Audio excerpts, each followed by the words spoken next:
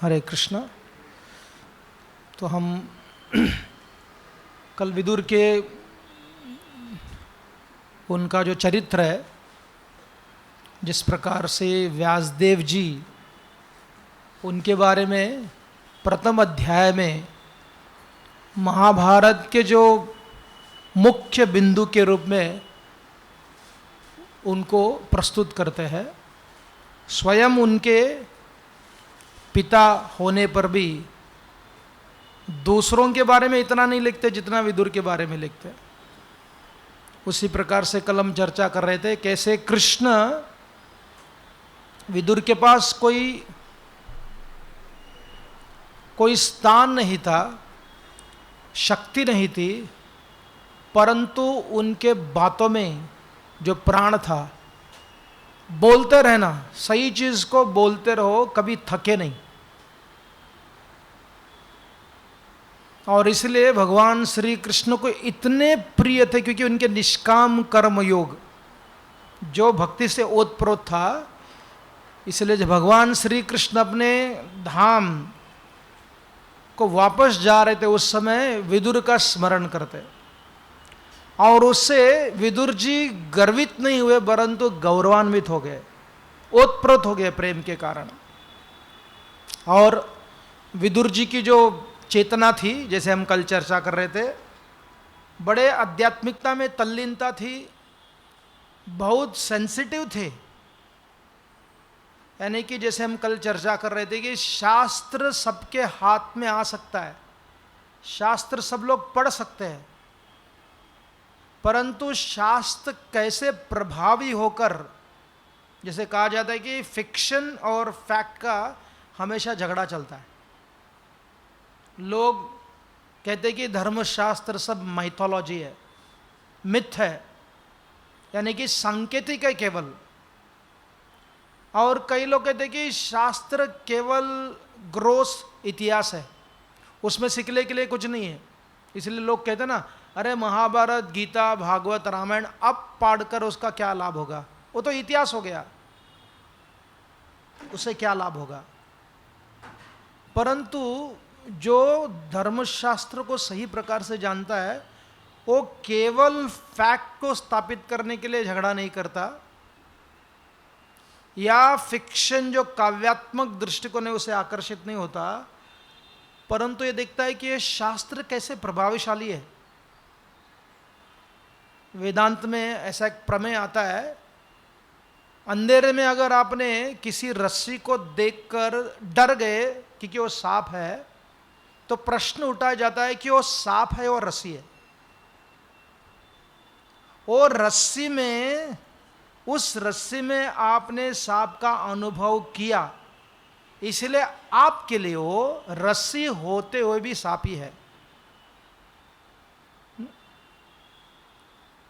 ये बहुत ही महत्वपूर्ण है कि वस्तु क्या है वो महत्वपूर्ण है, लेकिन अनुभव उससे ज्यादा महत्व रखता है। पसीना निकल गया ना, कभी कभी अगर किसी को चूहे ने काट दिया, अगर व्यक्ति ने सोचा ना मुझे सांप काटा है, उसकी मृत्यु हो जाती है डर के कारण।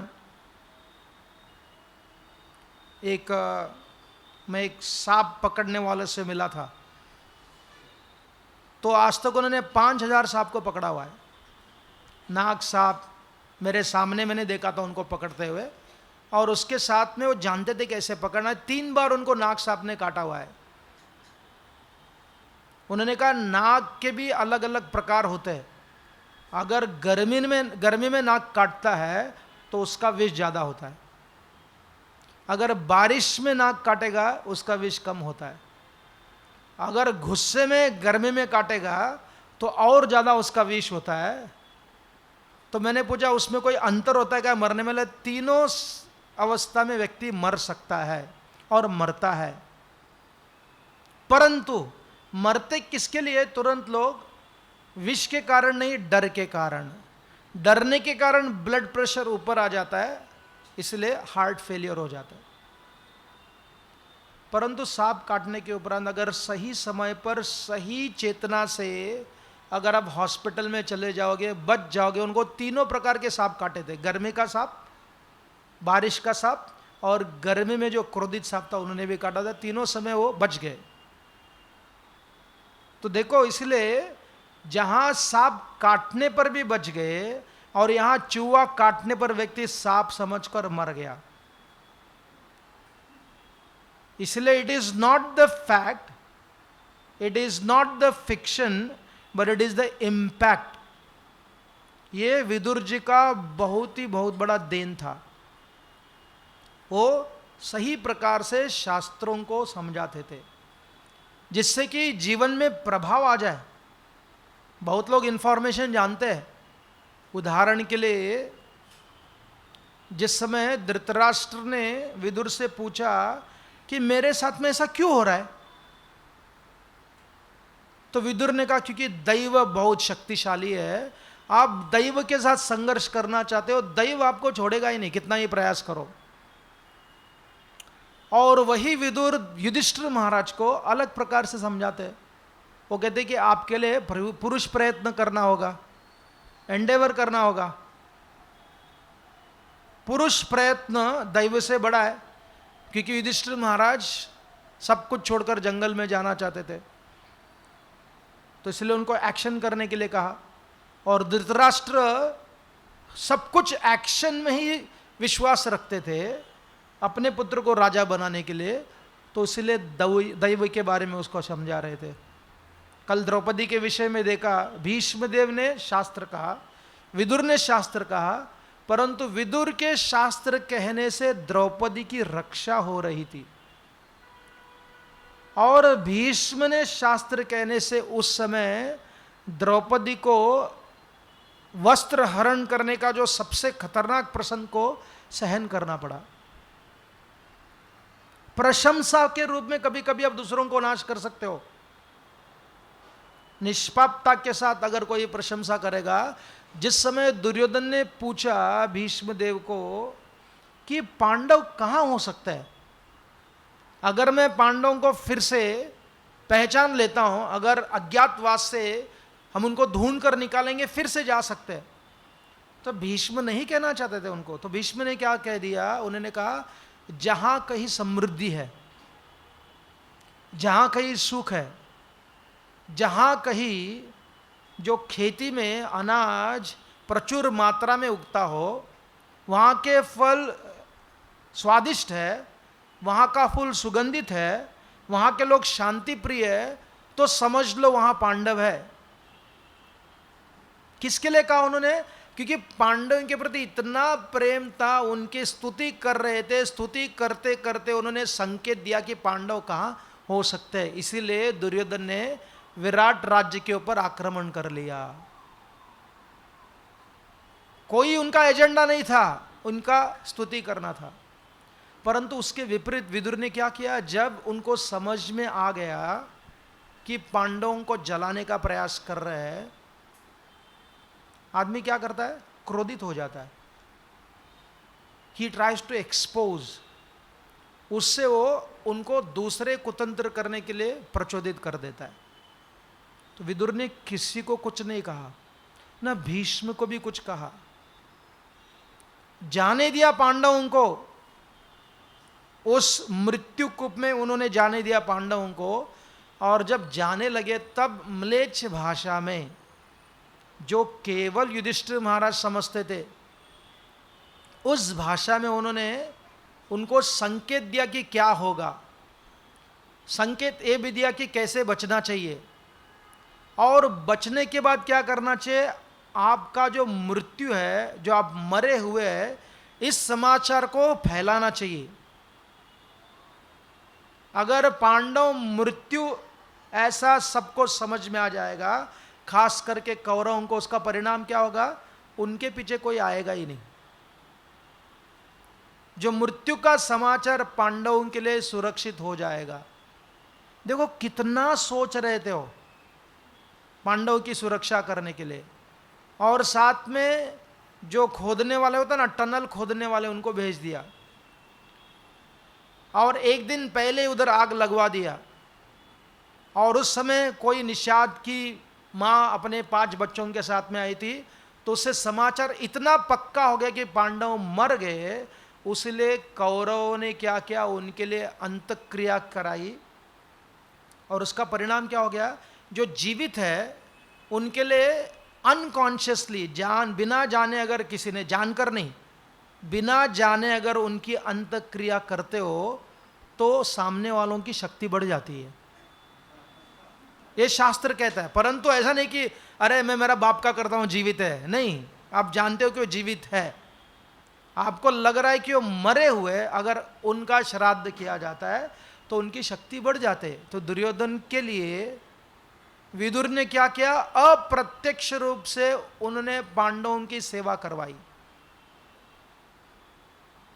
परंतु विदुर कैसे लगते, निष्पाप, राजतत्व को जानते, राजतंत्र में वो राजा नहीं थे, प्रत्यक्ष रूप में युद्ध करने के लिए नहीं जाते थे, लेकिन उनका जो डिफेंसिव मैकेनिज्म भी जो था वो पांडवों के लिए बहुत प्रभावशाली बन गया।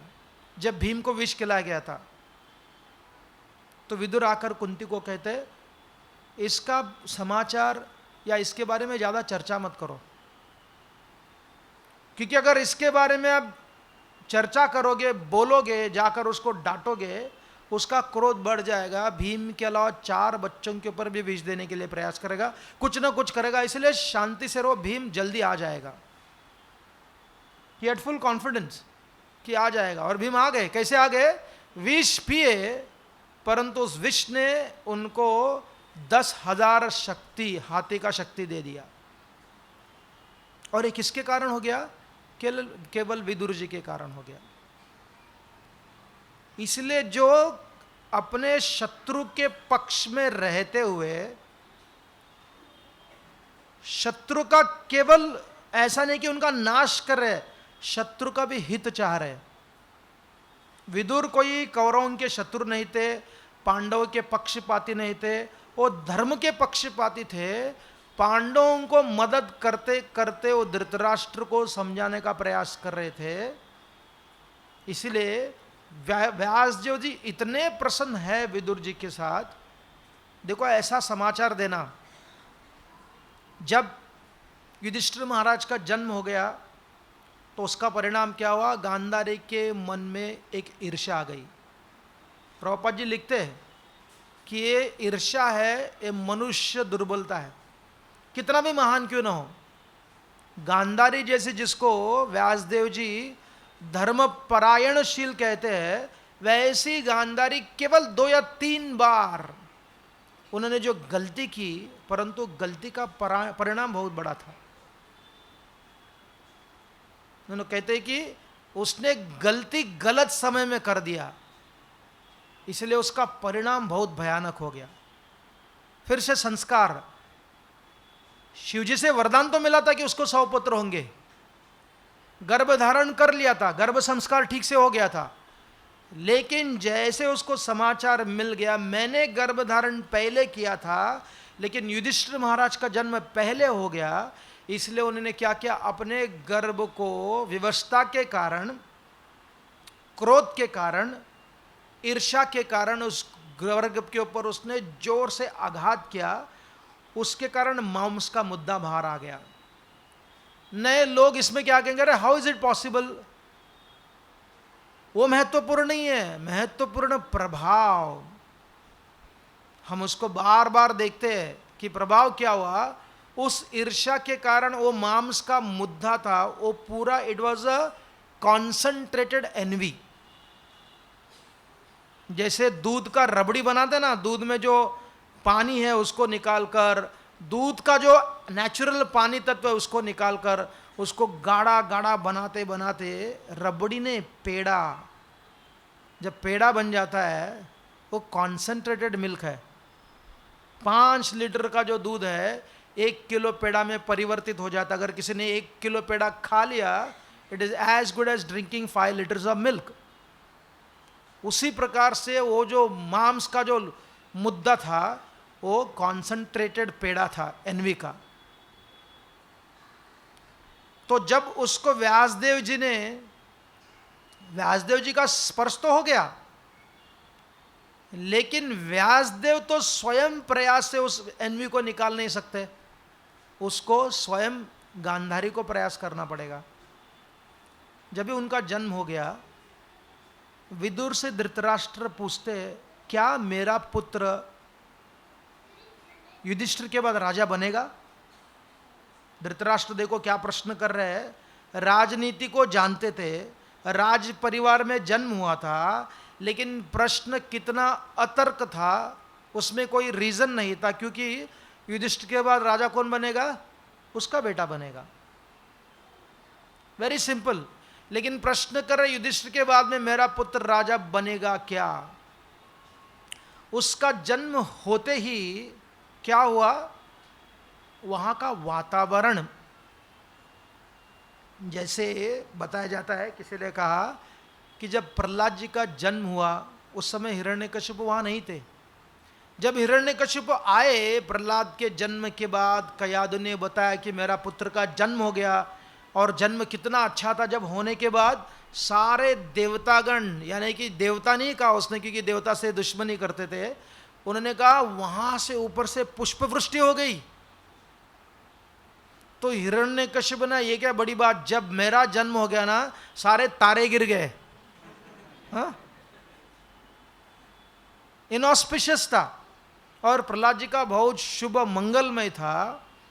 जब दुर्योधन का जन्म होने के उपरांत सारे जो वहां के जो शुद्ध ब्राह्मण ज्योतिष शास्त्र को जानते थे, अपने अनुभव के कारण, it is not about gut feeling, ये अनुभव अगर इस प्रकार से इस अवस्था में इस नेचर में जन्म होता है, किसान भी जानते हैं इसको, खेती को किस प्रकार से करना चाहिए, क्या लगाना चाहिए, आकाश को बार बार बार बार देखकर वो जानते हैं कि नवंबर का आकाश जून में इस प्रकार से बारिश देगा, दिसंबर का आकाश अगर ऐसा हो, उस विविधता को उनके मन में रहता है, वो उसी प्रकार से धान्य लगाते हैं। इसलिए खेती ये स्टॉक मार्केट केंद्रित नहीं था, परंतु क्या केंद्रित था? वेदर फोरकास्ट केंद्रित था।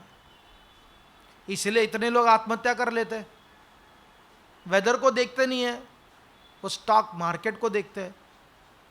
तो इसलिए ब्राह्मणों ने अभी डायरेक्टली बोल नहीं पाए प्रत्यक्ष रूप में धृतराष्ट्र को, परंतु विदुर ने कहा ये हमें क्या बता रहा है कि ये जो लड़का आपका जन्म लिया है दुर्योधन, इसके जन्म के चिन्हों को देखकर शास्त्र प्रमाण, लोक प्रमाण, अनुभव प्रमाण कहता है कि तुम्हारा पुत्र तुम्हारे कुल का नाश का कारण बनेगा। अगर आपने इस पुत्र को त्याग दिया तो 99 पुत्र बचेंगे, अगर आपने इसको नहीं त्यागा तो ये भी जाएगा, 99 पुत्र जाएंगे, फिर सारा कुरुकुल नाश हो जाएगा। इसलिए मेरे वरिष्ठ बंधु, आप इसको क्या करो, अपने पुत्र को त्याग दो। त्याग दो यानी कि एक्चुअली टोल्ड हिम किल। कोई कह सकता है कि विदुर ऐसा ही कैसे उपदेश दे सकता है, कौन सा बाप ऐसा करेगा? लेकिन धृतराष्ट्र केवल बाप नहीं थे, वो एक राज्य परिवार के बहुत ही महत्वपूर्ण व्यक्ति थे। राजा बनने वालों को अपने ही स्वयं के प्रजा से ज़्यादा अपने प्रजा के ऊपर ध्यान देना चाहिए। और मैथमेटिक्स सरल था, इसके पीछे बहुत बड़ा विज्ञान भी था, इसके पीछे इतिहास भी था।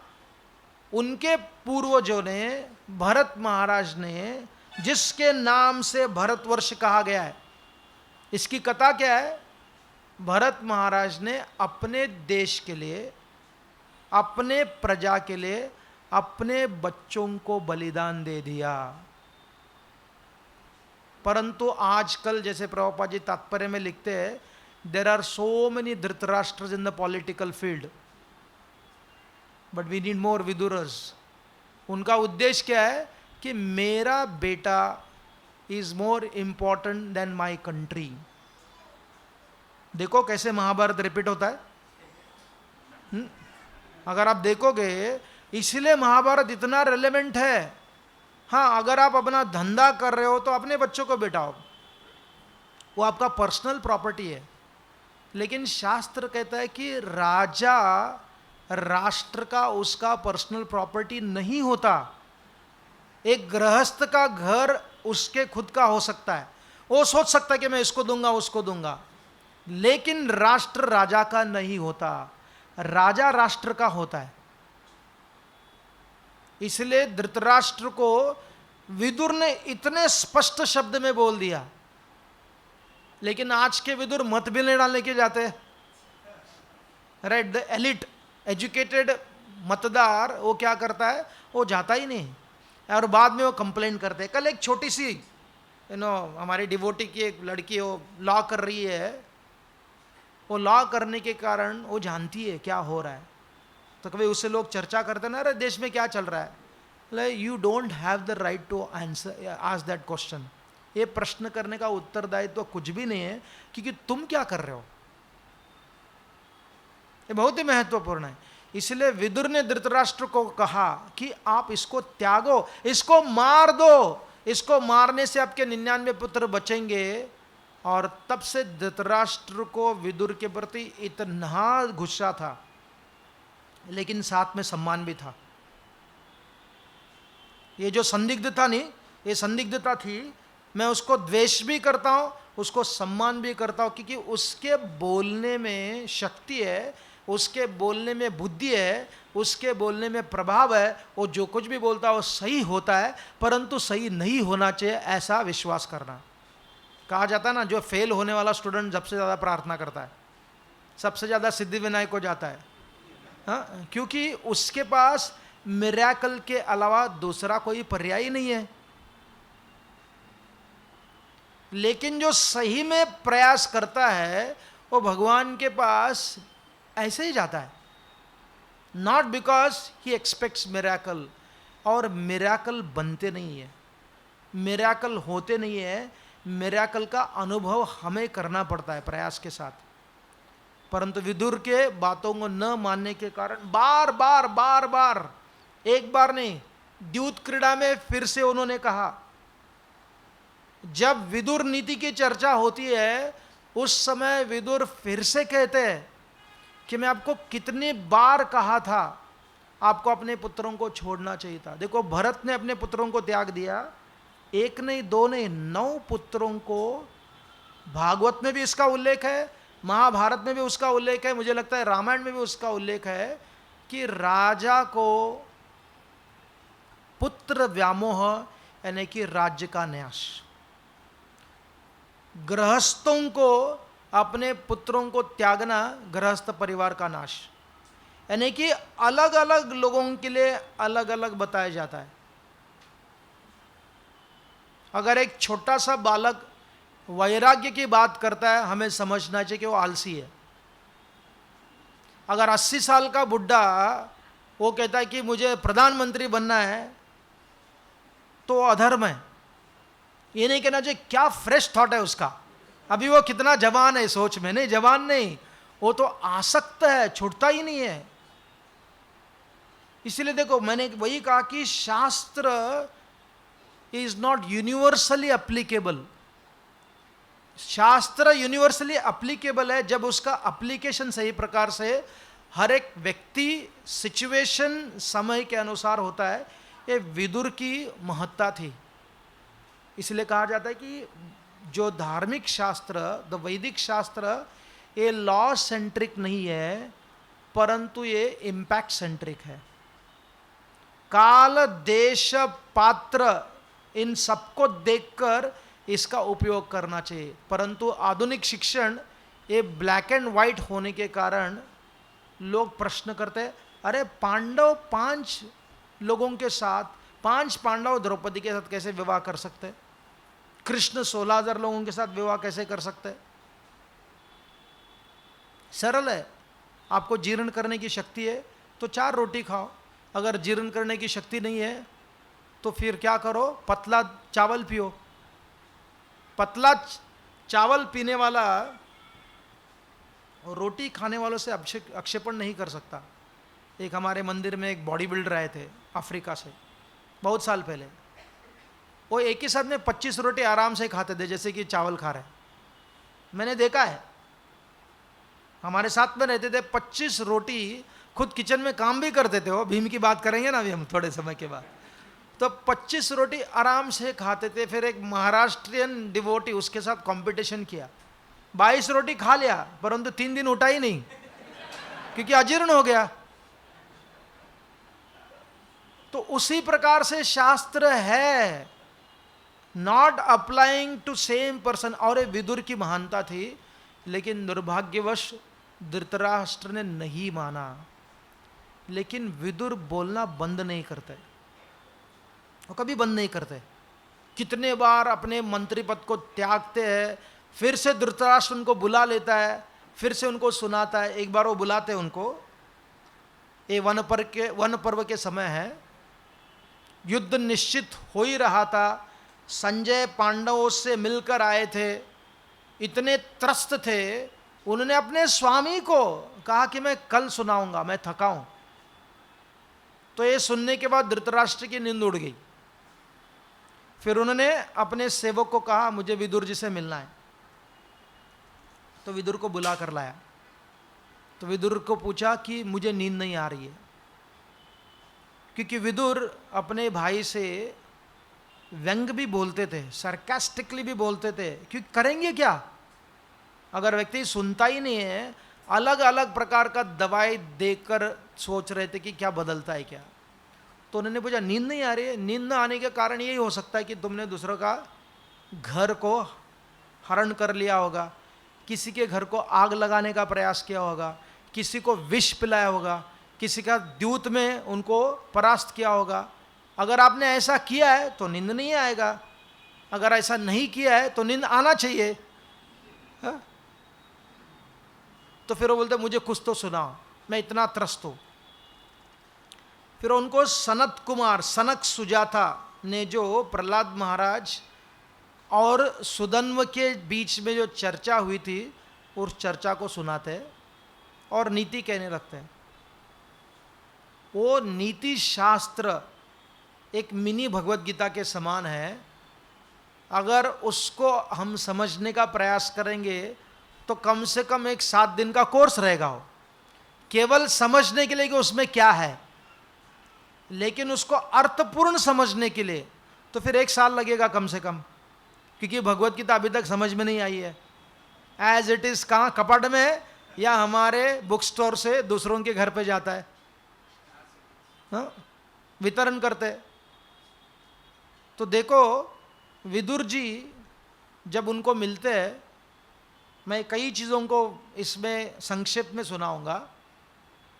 वो मूर्ख कौन है और पंडित कौन है इसकी व्याख्या देते हैं और कॉमन सेंस लॉजिक देते हैं। एक कॉमन सेंस विदुर ये कहते हैं अपने भ्राता धृतराष्ट्र को, वो कहते हैं कि तुम कहाँ भी जाओ, किसी भी लोक में चले जाओ, किसी भी स्थान पर चले जाओ, वहाँ आपको 5 प्रकार के लोग मिलेंगे।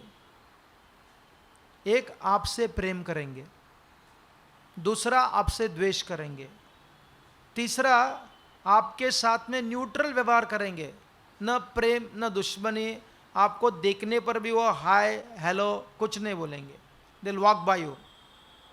और चौथा, आप किसी न किसी की सेवा करोगे, और पांचवा, कई लोग आपकी सेवा करेंगे। मतलब कहाँ जाओगे? Wherever you go you will encounter such 5 categories of people. या एक ही व्यक्ति अपने अपने मूड के अनुसार कभी आपको गुस्सा भी करेगा, कभी प्रेम भी करेगा। जो घर में रहने वालों को सब समझ में आता है, उसी प्रकार से आश्रम में रहने वाले को इसका अनुभव होता है, हाँ? बिकॉज मनुष्य सभ्यता है, तो सब प्रकार के लोग सब जगह में रहते हैं। ये धृतराष्ट्र को कहा उन्होंने कि अगर पांडवों को भगाने से आप ये नहीं सोच सकते कि आप सुखी रहोगे, ये आपका अनुभव होगा। तो फिर आगे वो कहते हैं कि सुख क्या है। जैसे धृतराष्ट्र विदुर जी ने युधिष्ठिर महाराज को यक्ष ने पूछा था ना, उसी प्रकार से पूछते हैं कि सुख क्या है। तो विदुर कहते हैं कि जो निरोगी रहना, ये पहला सुख है। अगर हमारे पास कितनी भी संपत्ति हो लेकिन खा ही नहीं सकते, एक बीमार व्यक्ति वो बता रहे थे कि मैं दवाई भी जो खाता ना, वो दवाई भी एज इट इज बाहर निकल जाती है। Can you imagine what a painful.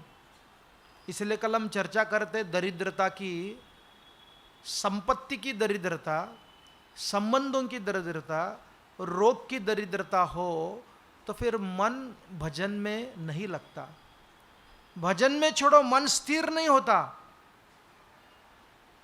और जो व्यक्ति दरिद्र बन जाता इन कारणों के कारण, बहुत ही विरल आत्मा वो भगवान के प्रति या अपने लोगों के प्रति प्रेम का संबंध रख सकता है। इसलिए विदुर जी महात्मा है, महाजन है, तो सुख की परिकल्पना जो उनके, और एक अंश युधिष्ठिर महाराज को जब उनके पिता ने पूछा था व्हाट इज हैप्पीनेस, उन्होंने क्या कहा? हैप्पीनेस ये है कि जो अपने घर का भोजन खाता हो, जिसको काम करने के लिए ज्यादा प्रवास न करना पड़े, और जिसका कोई लोन नहीं हो, मतलब वो सुखी है। देखो, पहले अगर आप देखो 100 साल पहले बहुत कम लोगों का ऋण रहता था। अपना छोटा सा खेती होता था। प्रभुपाद जी उदाहरण देते ना, एक ब्राह्मण, बंगाल का ब्राह्मण, उसके बहुत सारे विद्यार्थी थे, लेकिन विद्यार्थी से कुछ नहीं लेता था। उसके खेती में इमली का झाड़ था और गुरुकुल में, और थोड़ा सा चावल के लिए वो चावल उगाते थे। बंगाली है, बाकी कुछ आवश्यकता नहीं पड़ती है, पिज़्ज़ा हो, पास्ता हो, लजानी हो, इसकी आवश्यकता नहीं। हर रोज चावल को बॉईल करते थे और उसके साथ में नीम के पत्तों को डालते थे और थोड़ा सा नमक मिलाकर वो खाते थे, संतुष्ट हो जाते थे। प्रभुपाद तात्पर्य में, लेक्चर में कितने बार उसके बारे में लिखते, सेटिस्फेक्शन था उसके लिए, तो निरोगी रहना। और दूसरा वही कहते ऋण से मुक्त, कोई ऋण नहीं है। केवल ऋण कौन सा है? ऋषि ऋण, देव ऋण, फिर पितृ ऋण और भूत ऋण। ये ऋण ये दबाव नहीं डालते, एक कृतज्ञता का लक्षण है।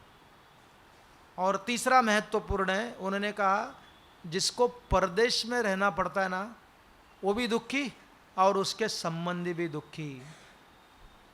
इसलिए हमारे पूर्वजों ने अपने बुद्धि का उपयोग करते हुए उन्होंने कहा था कि समुद्र को पार नहीं करना चाहिए। देखो उसके पीछे कितना बड़ा विज्ञान है।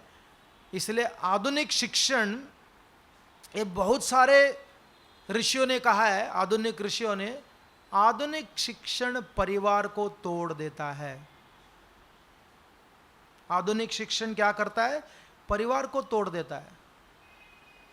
अगर किसी की मृत्यु हो जाती है, उसका शव बाहर निकालने के लिए अगर आजू बाजू में कोई नहीं है हो, तो 2-3 दिन तक समझ में नहीं आता है। जहाँ संस्कार शास्त्र कहते हैं किसी की मृत्यु होने के बाद 12 घंटे के अंदर मृत्यु संस्कार होना चाहिए। क्यों? क्योंकि उसका अंतिम ऑफरिंग है वो। शरीर अग्नि नारायण को अर्पण करना है। और कब करना है? 12 घंटे के पहले। अगर अग्नि नारायण को अर्पण करना चाहते हो, उस शरीर को फ्रेश अर्पण करना चाहिए। लेकिन भावनात्मक होने के कारण शास्त्र का न पालन करते हुए हम सोचते हैं कि सब लोग आने दो, मामा आना चाहिए, मामी आना चाहिए, चाची आना चाहिए, चाचा आना चाहिए, तो 3 दिन मॉर्चरी में रखते, तभी भी भगवान को फ्रेश अर्पण नहीं करते हम लोग। It is not about me, ये मेरे लिए नहीं है, ये मेरे संबंधियों के लिए नहीं है। मेरा शरीर अग्नि नारायण को अर्पण करना है, इसलिए वो उस जीव के लिए है, परिवार के लोगों के लिए नहीं है। यानी कि हम शास्त्र से कितने दूर चले गए, कितने दूर चले गए। अगर एक लड़का भी हो, एक पुत्र है, तो बस हो गया, वो अग्नि लगा सकता है। जितना ताजा शरीर अग्नि नारायण को अर्पण करेगा उतना उसके लिए अच्छा रहेगा। जैसे विदुर जी के साथ में हुआ। विदुर जी की जो पत्नी है उनके माता का नाम का तो वर्णन ही नहीं है। कई शास्त्रों में हम देखते हैं कई कैरेक्टर होते हैं ना, इतने सिग्निफिकेंट होते हैं लेकिन उनका नाम दिखाई नहीं देता। ऐसे पुत्र को जन्म दिया, महामंत्री बने, कृष्ण के इतने प्रिय बने, लेकिन उनकी माता कौन है इसका वर्णन व्यासदेव ने नहीं किया है। अभी कोई काल्पनिक नाम दे सकते हैं टेलीविजन सीरियल में, लेकिन व्यासकृत महाभारत में उसका नाम वर्णन नहीं होता। परंतु उनकी पत्नी कौन थी? उनकी पत्नी देवकी की बहन थी।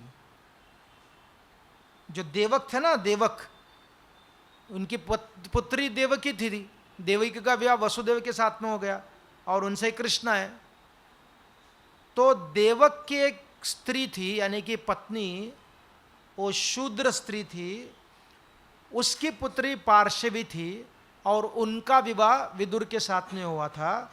और वैशंपायन ऋषि महाभारत में लिखते हैं विदुर के पुत्र भी, उनके पुत्री भी उसी संस्कारी थे जैसे अपने पिता के समान।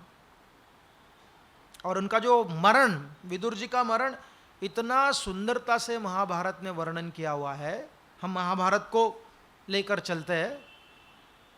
जिस समय सारे गांधारी, धृतराष्ट्र, कुंती और विदुर वो जंगल की ओर चले गए और एक बार युधिष्ठिर महाराज मिलना चाहते थे, मिलने के लिए गए, अपने अंकल, अपने काका को मिलने के लिए गए, अपने परिवार को मिलने के लिए गए। तब उन्होंने पूछा कि विदुर जी का है? तो उन्होंने कहा विदुर जी तपस्या कर रहे हैं। तो जब युधिष्ठिर महाराज उनको मिलने के लिए गए, जैसे दूर से किसी व्यक्ति को देखा विदुर जी, विदुर का शरीर एकदम क्रश हो गया, पूरा क्रशप्राय हो गया था। इतने पतले हो गए थे, उनके हड्डी सब दिखाई दे रहे थे, क्योंकि वो कुछ खाते ही नहीं थे, पीते ही नहीं थे। और जैसे युधिष्ठिर को देखा वो भागने लगे, उनसे दूर भागने लगे, अवधूत बन गए थे। और युधिष्ठिर ने उनको बोला कि मैं युधिष्ठिर हूं। तब विदुर जी रोके और विदुर जी रुकने के बाद युधिष्ठिर ने उनको गले लगाया।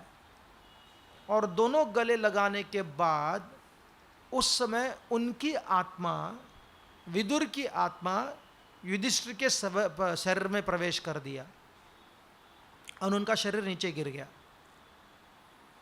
और शरीर गिरने के उपरांत युधिष्ठिर महाराज उसको अंतक्रिया करने के लिए तैयार हो गए, अग्नि संस्कार करने के लिए। जब आकाशवाणी हुई कि इनका अग्नि संस्कार मत करो, क्यों? क्योंकि इनका जो जीवन है और इनका जो मरण है ये यति धर्म के अनुसार हुआ है।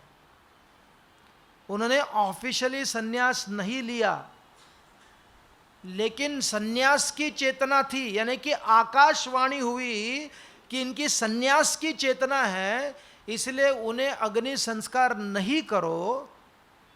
जो ब्रह्मवेत्ता है, जो ब्रह्मनिष्ठ है, जो ब्रह्म ज्ञानी है, जो ब्रह्म साक्षात्कार किया हुआ है, जो आनंद विद्या को प्राप्त किया हुआ है, जिसको उस प्रकार से जो सेवा करनी होती है उसी प्रकार से उसकी सेवा करें। देखो, कभी कभी शास्त्र ये बहुत ही गंभीर है। कोई ऑफिशियली संन्यास ले सकता है, लेकिन अगर उसकी चेतना संन्यासमयी नहीं बनी, अगर उसकी समाधि बन जाती है, उसके लिए घातक बन जाता है वो। इसलिए कितने सारे सन्यासी गण भी अपने देहांत होने के पहले लिखते कि बाबा मुझे जला दो, मेरी समाधि मत करो। क्योंकि मरने के बाद भी अपने पूजा कराने की वृत्ति महान लोगों के लिए, जैसे प्रभुपाद जी का समाधि है, रूप गोस्वामी का समाधि है, लेकिन साधारण सन्यासी अगर सुरक्षित रहना चाहता है तो साधारण हमारे जैसे लोगों की बात ही क्या है? दग्ध करने से शरीर क्या है? आपको अगला शरीर गारंटी है।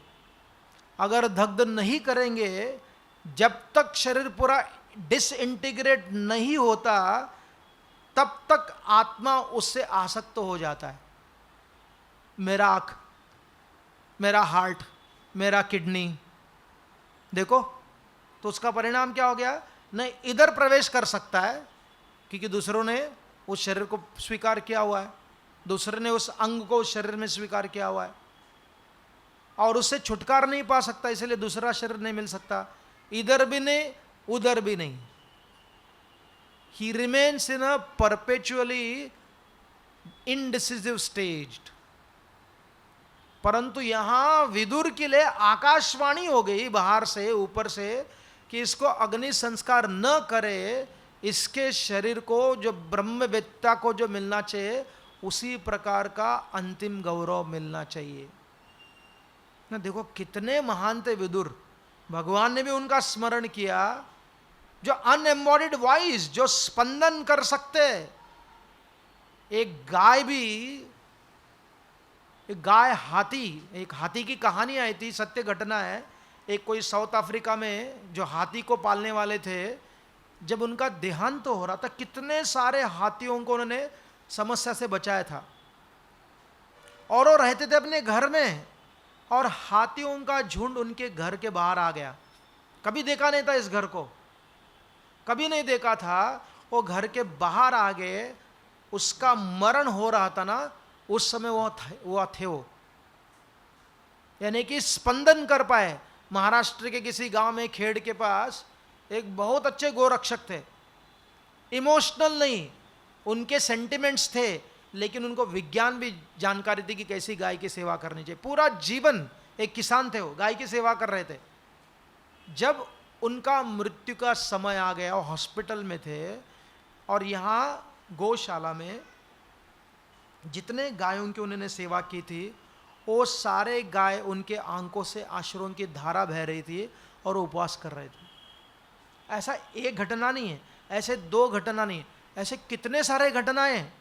हमारे एक ब्रह्मचारी है, वो राजस्थान के थे, और उनके दादाजी वो भागवत कथाकार थे, उसके साथ में उनके गाय भी थी।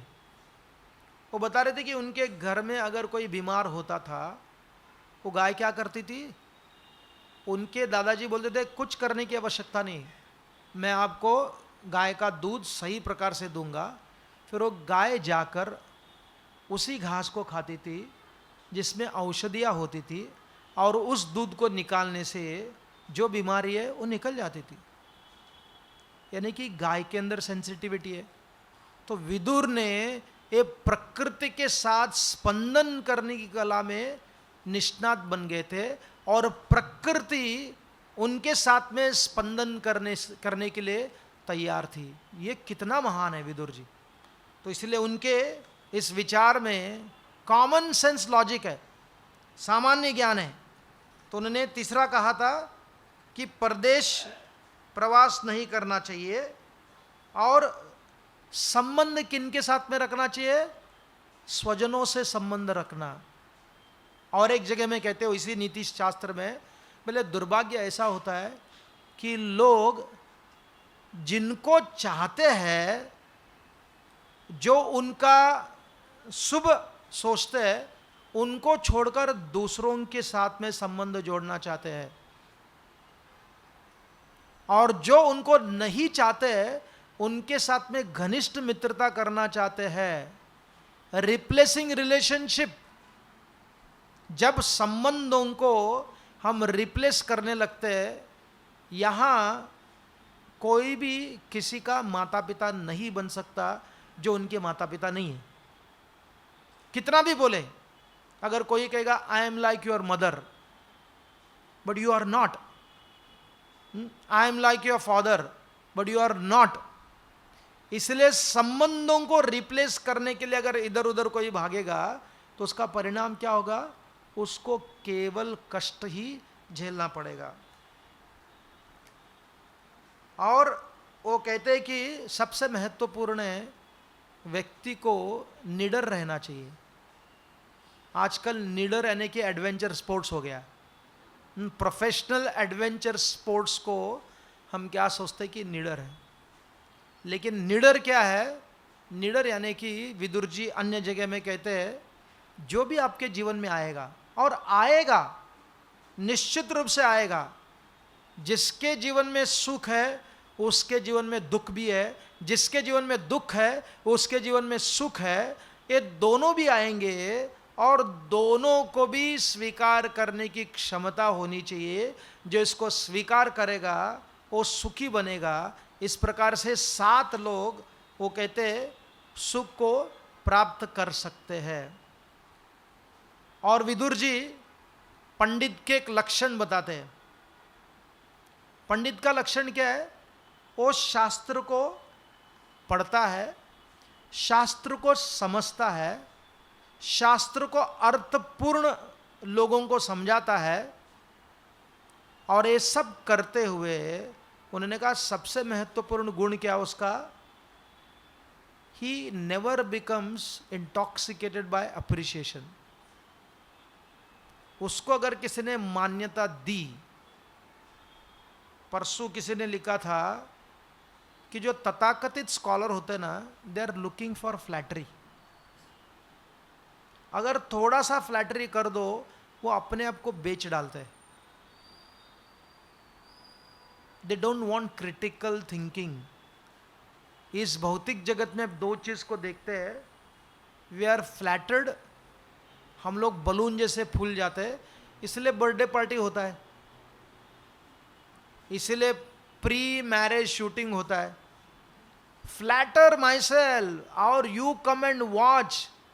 आपने देखा जैसे कि कृष्ण लीला का हम कोई सीरियल देख रहे, तो फ्लैटरी लोगों को अच्छा लगता है।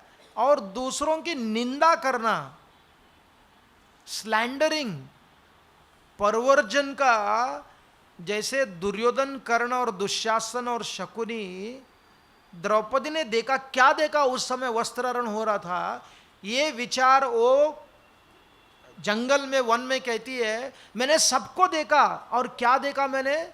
कम से कम that is the quality of Draupadi. Draupadi ने देखा कि कोई मदद नहीं कर पाए, लेकिन सबके आंखों में आश्रुओं की धारा बह रही थी। कैन यू इमेजिन द्रौपदी का कैरेक्टर क्या है? और लोग कहते हैं द्रौपदी कारणीभूत है, ये सब कारण, ये सब के लिए। वो देख रहे, उस अवस्था में, उस हालत में देख रही है कि everyone was crying tears. Dhritarashtra के आंखों में भी आश्रु बह रहा था, साथ में सुख भी ले रहा था, यू नो, कॉन्फ्लिक्टिंग कॉन्शियसनेस। लेकिन द्रौपदी कहती कि 4 लोगों के आंखों से आश्रु नहीं बह रहा था, दे वर टेकिंग प्लेजर। वो कौन थे? दुशासन, शकुनी, दुर्योधन और कर्ण, जो द्रौपदी को बचाने के लिए तैयार खड़ा था। देखो, यानी कि दृष्टि क्या है द्रौपदी की? इवन देयर शी, कि मेरे प्रति सिंपैथी रखने वाला ना, उनकी मैं प्रशंसा कर लेती हूँ। स्लैंडर की भावना नहीं है। तो यहाँ स्लैंडर करने वाले और फ्लैटर करने वाले, ये क्या है? ये मूर्ख के कैटेगरी में आ जाता है। लेकिन जो क्रिटिकल थिंकिंग करता है, विमर्शा करता है, वो सबसे अच्छे बन जाते हैं। और इस प्रकार से विदुर आगे बोलते हैं कि देखो धृतराष्ट्र, कि ऐसे लोगों के गले में पत्थर बांधकर डुबा देना चाहिए। बोले किसको? एक है दान देने के लिए, दान होने पर भी जो दान नहीं देता उसको, और दरिद्र होने पर भी सहन नहीं है। दरिद्रता होने पर भी उसके अंदर सहनशीलता नहीं है। कभी कभी खास करके अगर कोई व्यक्ति बीमार पड़ जाता है। एक व्यक्ति बता रहे थे, वो अपने पिता को मिलने के लिए आए थे। उन्होंने देखा कि उनकी माता अपने पत्नी की, यानी कि इनकी पिता की, इतने साल से सेवा कर रही है, और बीमार होने पर भी उसको लगता है कि मेरी पत्नी मेरी दासी है। वो अपने पत्नी को डांटते हैं बार बार हर चीज के लिए। तो उन्होंने अपने माता को कहा, देखो उससे उनको लाभ नहीं होगा, यू डोंट टेक दिस। यानी कि हैबिट होने के कारण वो क्या कर रहे हैं? ये आपके साथ गलत व्यवहार कर रहे हैं। उसके विपरीत एक डिवोटी बता रहे थे, वो जब एक बार अपने पिता को देखने के लिए गए, और उन्होंने देखा उनकी माता उनको डांट रही थी, वो कुछ मांग रहे थे पीने के लिए। उन्होंने कहा खुद लेकर पानी पियो। एक बार हुआ, 2 बार हुआ, 3 बार हुआ। इनको लगा अरे ये क्या कर रही है मेरी माँ, अपने पति को इतना डांट रही है। तो बाजू में लेकर के, if you are frustrated serving your husband, no it's okay, but why are you chastising him, वो तो बीमार है ना, उनको तो आपको ऐसा नहीं बोलना चाहिए, बहुत कुछ डांट लिया। तो डांटने के बाद माँ देखा कि लड़का शांत हो गया, तो उनको बोला देख बेटा, तू तो कभी कभी आकर भाषण ही दे रहा है, जो मंदिर में भाषण ही देता रहता है, तेरा काम लेक्चर देना है, लेकिन तू कहाँ समझेगा। उनने कहा कि डॉक्टर ने बताया कि unless he moves he can't be healthy. जब तक वो आगे पीछे घूमेंगे नहीं तब तक वो हेल्दी नहीं बनेंगे। उनकी आदत हो गई सेवा लेने की, इसलिए अगर उनको जीवित रहना है, हेल्दी बनना है, अगर मैं उनको डांटूंगी नहीं, मेरे हार्ट को कठोर बनाकर पानी नहीं दूंगी, पानी नहीं देना है, तभी वो ठीक बन जाएंगे। देखो हम एक्सटर्नल चीज को देखकर क्या क्या लगा लेते हैं, अनुमान लगा लेते हैं। इसलिए विदुर जी इस चीज को भी कहते हैं, जो धनवान होकर अगर दान नहीं देता और दरिद्र होकर भी उसको सहन करने की शक्ति नहीं है, he has got greater anger, तो उसे क्या लाभ होगा। और एक वो कहते हैं क्षमाशील का एक सबसे दुर्बलता क्या है, what is the greatest weakness of a person who has got unlimited capacity to forgive. उन्होंने कहा कि सामने वाला सोचता है कि ये बहुत ही दुर्बल है, मतलब that is the only fault. वो एक ही गलती है एक क्षमाशील की व्यक्ति की, कि सामने वाला सोचता है ये कौन है, ये दुर्बल है, इसीलिए मुझे क्षमा कर रहा है। परंतु विदुर कहते अगर क्षमा करने से ही सब कुछ ठीक होता है तो क्षमाशाली व्यक्ति को क्षमा करते ही करना चाहिए।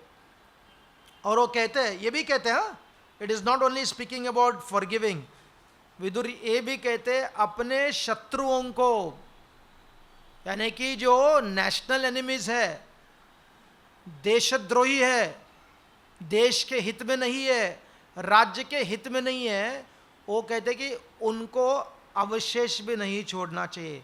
ये दोनों श्लोक को कनेक्शन में देखना चाहिए।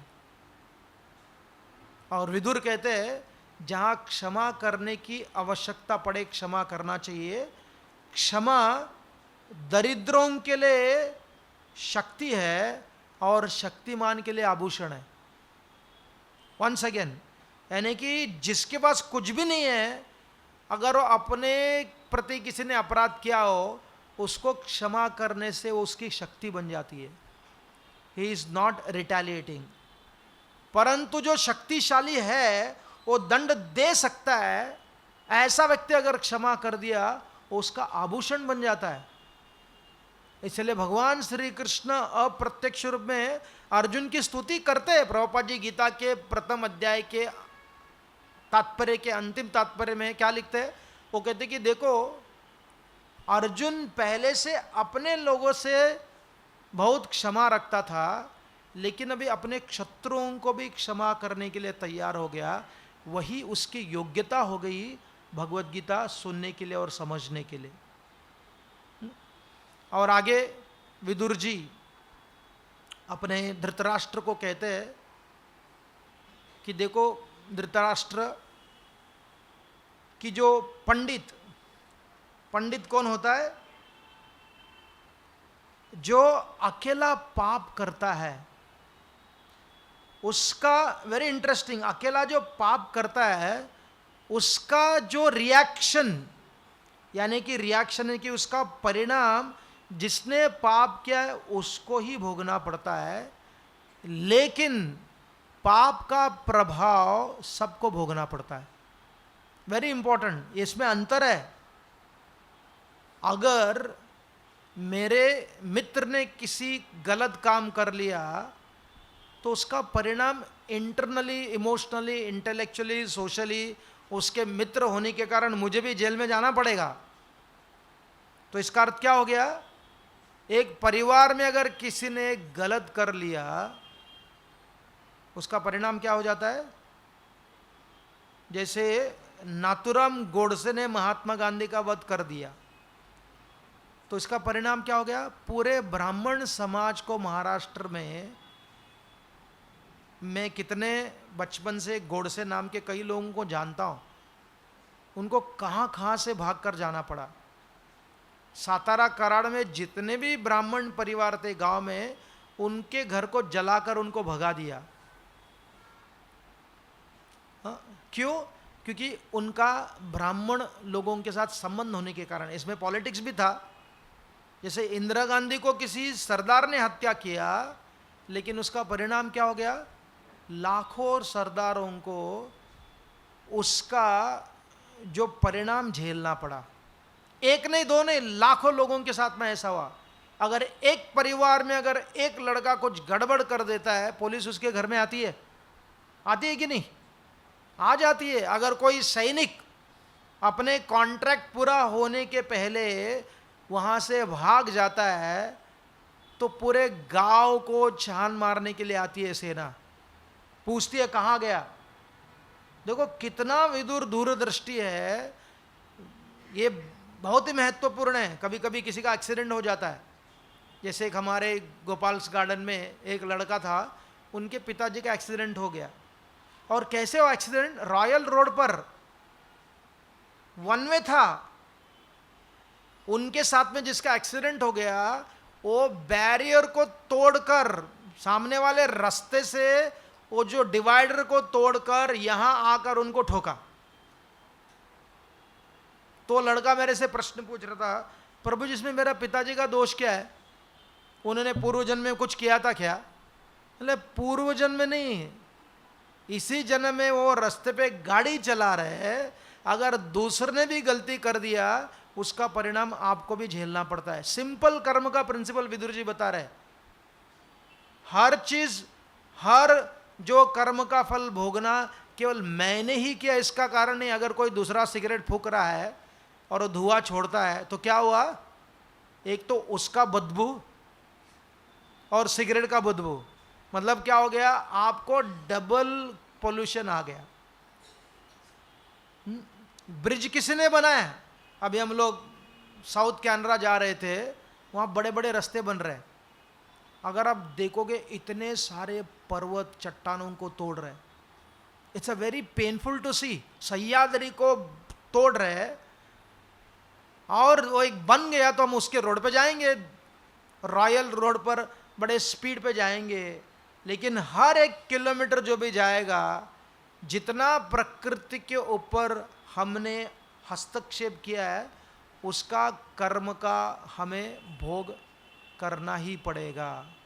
इसलिए ब्रह्मा जी ने क्या कहा? भुंजान एवात्म कृताम विपाकम। अगर आपने भोजन बनाया है तो आपको क्या करना पड़ेगा? उसको खुद ही खाना पड़ेगा। ये सोचकर अच्छा बनाए, अच्छा बनाए, अच्छा बनाए। इसलिए प्रभुपाद जी कहते हैं, when you cook yourself you don't complain only. अच्छा लगता है। हाँ, तो इसलिए यहाँ विदुर जी इतना सब कुछ धृतराष्ट्र को बताते हैं, समझाते हैं। वो कहते हैं कि धृतराष्ट्र देखो, पांडव एक बड़े पेड़ के समान है, और कौरव, कर्ण भी हो, भीष्म भी हो, कृपाचार्य भी हो, लता के समान है। लताओं का अस्तित्व पेड़ के बिना नहीं होता। अगर पेड़ नहीं है, लता नीचे गिर कर खत्म हो जाएगा। इसलिए उनके साथ में संबंध जोड़ो। और कहते कि पांडव जंगल के समान है, और आपके बच्चे जानवर के समान है। इनडायरेक्टली कहा, अगर जंगल हो तो जानवर बसते हैं, अगर जानवर हो तो जंगल बसते हैं। एक दूसरों के लिए पूरक है। इसलिए मैं आपको कहता हूं कि आप वृद्ध हो, बुद्धिमान हो, धर्मचक्षु हो, जो आपके पुत्रों ने गलती किया है, उस गलती को सुधारो और पांडवों को राज्य दे दो। इतना सब सुनाने के बाद, यानी कि विदुर नीति सुनने के लिए भाग्य लगता है। ये सब सुनाने के बाद धृतराष्ट्र ने क्या कहा? उन्होंने कहा, देखो विदुर, मैं बदल नहीं सकता, मैं मेरे पुत्र से आसक्त हूं, मैं परिणाम को जानता हूं, लेकिन फिर भी मैं बदल नहीं सकता हूं। तो विदुर ने क्या किया? गुस्से हुए, लेकिन अपने प्रयत्न को नहीं छोड़ा, अंतिम समय तक प्रयास करते रहे और अपने तीर्थ यात्रा से खास आए हस्तिनापुर। किसके कारण आए थे? धृतराष्ट्र को बदलने के लिए। धृतराष्ट्र को बदले, इसलिए प्रभुपाद जी कहते हैं, there are so many Viduras, there are so many Dhritarashtras. धृतराष्ट्रों की संख्या बढ़ी हुई है, लेकिन विदुरों की संख्या कम कम कम होते जा रही है। उस समय एक ही धृतराष्ट्र था और एक ही विदुर था, लेकिन अभी इतने सारे धृतराष्ट्र बन गए, आजकल विदुर भी धृतराष्ट्र बन रहे। हाँ, ये दुर्भाग्य है। तो सोचो, मेरा, मैं और मेरा, मैं और मेरा, मैं और मेरा, मेरा धन, मेरा परिवार, मेरी भक्ति, मेरा प्रेम। एक कोई बहुत बड़े काउंसलर बता रहे थे, किसी भी अवस्था में स्वार्थ ये घृणास्पद होता है। एट एनी पॉइंट, मुक्ति के लिए स्वार्थ, भुक्ति के लिए स्वार्थ, भोग के लिए स्वार्थ, ये स्वार्थी है, ये संकुचित है। इसीलिए जो स्वार्थ का जीवन जीता है वो संवेदनशील नहीं बन सकता। लेकिन विदुर के समान अगर कोई सेंसिटिव है, संवेदनशील है, तल्लीन है भगवान में और साथ में अलर्ट है, ऐसे विदुर जी क्या करते? धृतराष्ट्र को पकड़ते हैं, उनको समझाते हैं, उनको भाषण देते हैं, कठोर शब्दों का उपयोग करते हैं। वो कहते कि तुम कैसे जी रहे हो कुत्ते के समान? जो भीम तुम्हें जो बचा हुआ जो ब्रेड, प्रभुपाद लिखते ब्रेड फेंकता है, नॉट इवन रोटी, आपको ब्रेड फेंकता है दूर से, और तुम कुत्ते के समान उसको खाते हो। तुमको शर्म नहीं आती है? तुम्हारा आवाज बंद हो गया है, पहले से तुम अंधे हो, अभी सुनाई भी तक नहीं देता, लेकिन फिर भी तुम अपने आप को राजा कहलाते हो। धृतराष्ट्र युधिष्ठिर महाराज के राज्य गद्दी पर 18 साल तक बैठे रहे। कितने साल तक? 18 साल तक बैठे रहे। सब बच्चे मारे गए, फिर भी उनमें वैराग्य नहीं आया। And he was happy to be called as the king. ऐसे व्यक्ति को बदलना कितना कठिन है, कैसे बदल सकते हो? लेकिन विदुर ने कभी आशा को नहीं छोड़ा, क्योंकि उनका स्वधर्म क्या था? वो एक कहते हैं, बहुत बहुत इंटरेस्टिंग चीज कहते हैं इसी नीति में, अपने कामनाओं को पूरा करने के वजह उसके बदले में अपने स्वधर्मों को पूरा करना चाहिए। डिजायर और स्वधर्म में बहुत बड़ा अंतर है, बहुत ही बड़ा अंतर है। अगर कोई अपने स्वधर्म का पालन कर रहा है, जैसे अर्जुन, वो इतना भूखा था सीखने के लिए, वो इतना एम्बिशियस था कुछ करने के लिए, क्यों? उसका वो वांट नहीं था, वो उसका धर्म था। विदुर जी इसका अंतर समझाते हैं कि आपका स्वधर्म आपका कामना नहीं होता और आपकी कामना आपका स्वधर्म नहीं होता। इस दोनों के अंतर को समझना चाहिए और आपके स्वधर्म को पालन करना चाहिए। और विदुर का स्वधर्म क्या था? लड़ना नहीं। विदुर का स्वधर्म क्या था? उपदेश देना।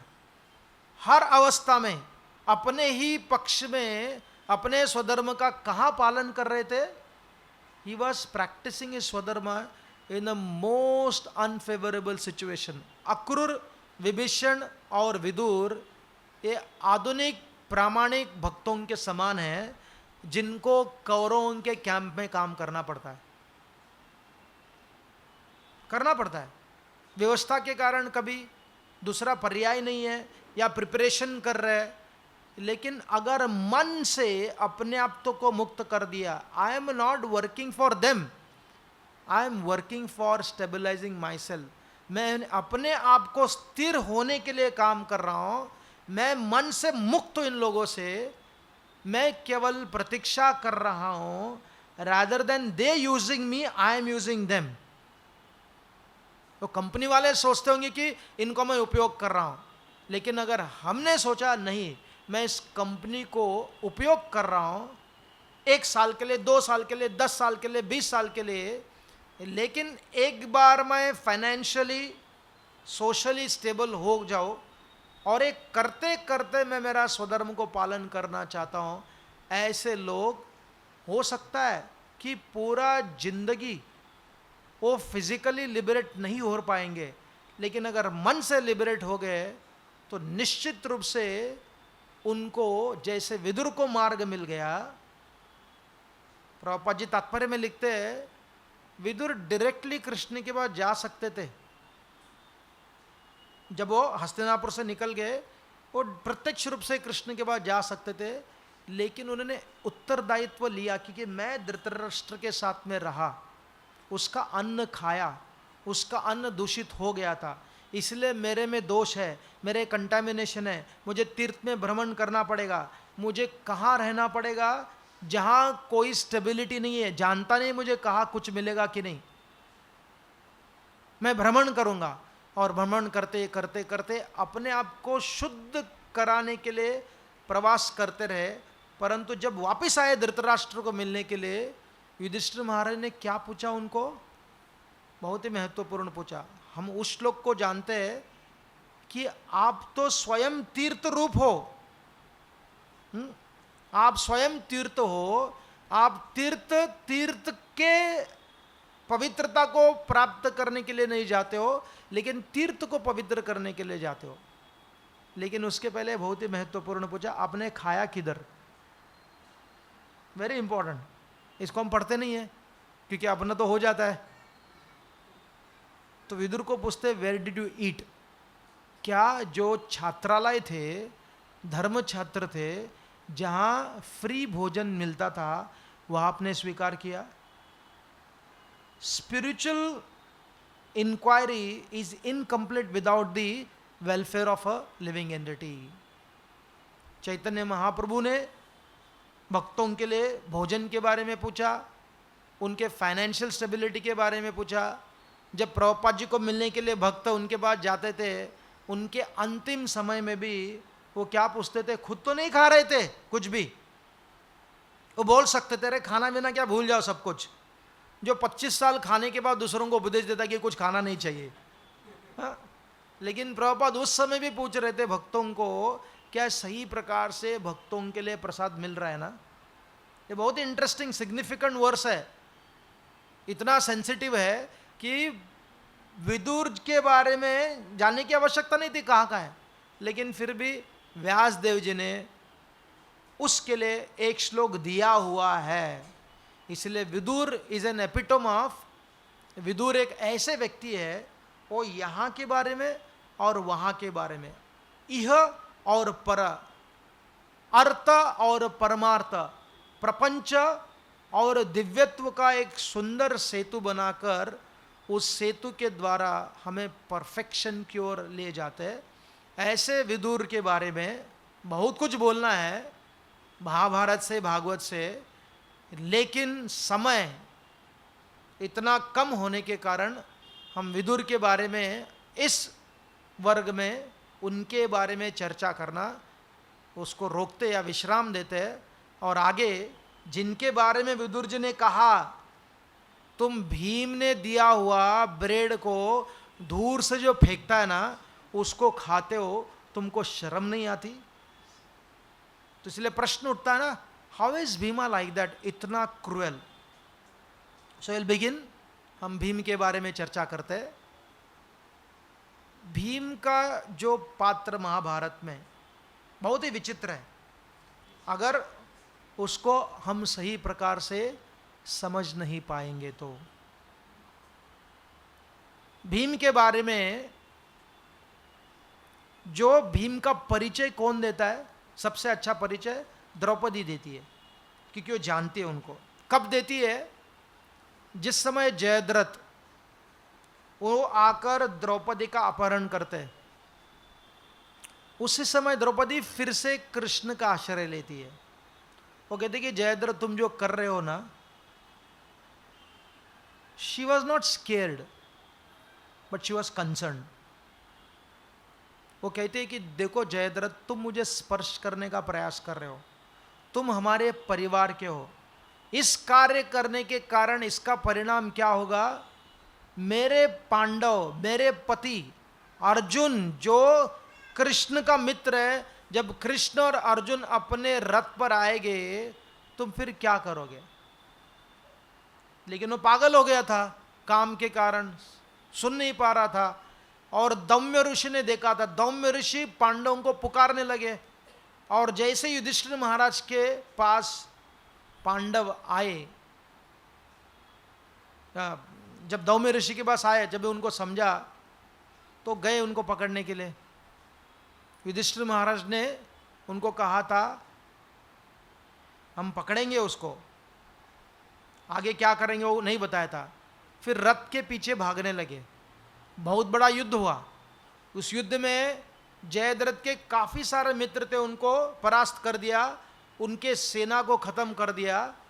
और द्रौपदी को बचाने के पहले द्रौपदी जब पांडवों के रथ को देखती है, जयद्रथ पूछता है कौन है। मैंने कहा ना ये तुम्हारे काल है, ये तुम्हारे काल है, परंतु तुम उनका परिचय पूछ रहे हो, मैं उनका परिचय देती हूँ। और अब भीम युधिष्ठिर महाराज का परिचय देती है और भीम का परिचय देती है।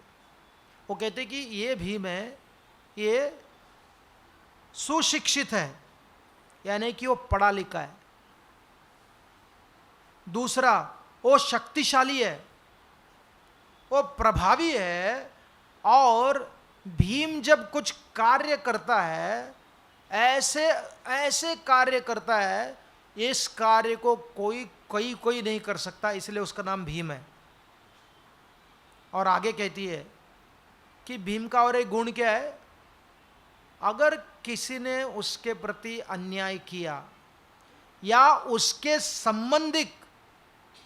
संबंध में, यानी कि द्रौपदी के प्रति, युधिष्ठिर के प्रति अगर किसी ने अन्याय किया हो तो उसको भूलते नहीं है। फॉरगिव एंड फॉरगेट, ये भीम का फिलॉसफी नहीं है। हाँ? भीम का फिलॉसफी क्या है, वो कहते अगर आप पापी को क्षमा कर दिया तो पापी उस क्षमा को अपना सिंचन बना लेता है। That becomes a harvesting ground for him. देखो द्रौपदी कितना सुंदरता से अपने पति का परिचय दे रही है, अगर किसी ने अन्याय किया उसको भूलते नहीं है। केवल भूलते नहीं है, वो क्या करते हैं भीम, वो जब तक जिसने अन्याय किया है उसको दंड नहीं देते तब तक शांत नहीं होते, और दंड देने के बाद भी वो शांत नहीं होते हैं। यानी कि सफिशिएंट पनिशमेंट देने के बाद भी शांत नहीं होते हैं, उनको और दंड देने की इच्छा होती है। लेकिन दुर्भाग्य क्या होता है, जो उनके पास में आ जाता है उसको दंड देने की मृत्यु, और मृत्यु ही उस व्यक्ति के लिए दयावान बन जाता है। और ये भीम शब्द का उद्गार करते, कब उद्गार करते, जिस समय दुशासन, हम लोग थोड़ा सा दुशासन के बारे में चर्चा कर रहे थे। महाभारत में अलग अलग व्यक्ति है, कई अनअडल्ट्रेटेड प्योर है, जैसे विदुर के समान। विदुर के जीवन में आप कोई दोष नहीं देख सकते हो, आप युधिष्ठिर महाराज के जीवन में देख सकते हो, द्यूत खेल रहे थे, बहुत ज़्यादा क्षमाशील थे। भीष्म के जीवन में हम देख सकते हैं, अर्जुन के जीवन में देख सकते हैं, उनके मन में विकार आ गया था कि मुझे युद्ध नहीं करना है। सब कई लोगों के जीवन में हम देख सकते हैं। जैसे ही विदुर अनअडल्ट्रेटेड है, प्योर है, वैसे अनअडल्ट्रेटेड नेस्टी है दुशासन। यानी कि वहां आप अगर ढूंढना भी चाहते हो, दुर्योधन में आप कुछ तो ढूंढ सकते हो, लेकिन दुशासन में आप ढूंढ नहीं सकते हो। ब्रूटल, सैवेज, वो जब द्रौपदी का वस्त्र हरण कर रहे थे, करने का प्रयास किया, कुछ इतने सारे गंदे गंदे शब्दों का उपयोग किया, तब भीम ने व्रत लिया था कि मैं इसका खून पीऊंगा। यू कैन इमेजिन, आप सोच सकते हो कि भीम ने ऐसा क्यों कहा खून पीने के बारे में। तो इसको लेकर कई लोग बोलते हैं oh there was a time when people used to drink blood, और ये लोग इतिहासकार बन जाते हैं। सोचो, दे बिकम इतिहासकार, ये नहीं समझने का प्रयास करते कि उसके पेट में दर्द कितना था, how much pain was there. जो निष्पाप व्यक्ति होता है ना, अगर उसके साथ में अगर कोई गलत करे, और वो शक्तिशाली व्यक्ति है, निष्पाप व्यक्ति जितना क्रूर बन सकता है उसकी सीमा नहीं होती है। तो Bhima represents that, extremely innocent. वही हमारा इस शीर्षिका है कि इनोसेंट बट ब्रूटल वॉरियर। और भीम ने क्या व्रत लिया था, व्रत भी देखो कैसे लिया था। उन्होंने कहा था कि मैं दुशासन का रक्त का पान करूंगा, केवल एक कारण के लिए नहीं करूंगा, अगर वो अपने गलती को मानकर युधिष्ठिर महाराज के शरण में आ जाएंगे मैं उनको छोड़ दूंगा। There was a condition for them to be forgiven. उनके प्रति क्षमा दिखाने के लिए तैयार थे भीम। तो परंतु क्या हुआ, दुशासन कभी भी सुधरे नहीं, उनके मन में विचार तक भी नहीं आया। That is the tragedy of human existence. अगर कोई मरते समय भी सोचता है कि मुझे ऐसा नहीं करना चाहिए था, तो उसके लिए एक रास्ता होता है। हाँ, he has to go through all the painful realities. सोचो, जब दुशासन को गिराया भीम ने, और गिराने के उपरांत इतने भयानक हो गए, वहां का युद्ध बंद हो गया और भीम गर्जना करने लगे जोर जोर से। क्योंकि किसी भी पाप को, विदुर जी नीति शास्त्र में कहते हैं, देवताओं का संकल्प, राजाओं का पराक्रम और पापियों का पाप बहुत जल्दी परिणाम देता है। तो दुशासन के साथ में क्या हो रहा था, वो गिर गया, भीम ने उसको गिराया और गिराने के उपरांत उसके छाती पे बैठ गए। अभी जब भीम आपके छाती पे बैठते हैं, that itself is a death blow. और बैठ, वो भी शक्तिशाली था, दुशासन शक्तिशाली था, वो गिर गया और भीम ने उसके छाती फाड़ने के पहले उसको पूछा कौन सा हाथ था। पहले तो बहुत मारा था उसको, तो पूछा कौन सा हाथ था जिससे तूने द्रौपदी के केशों को स्पर्श किया। तभी भी वो क्षमा मांग सकता था।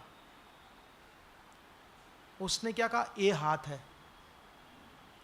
तो व्याख्यानकार, टीकाकारों ने कहा है, he wanted to anger Bhima.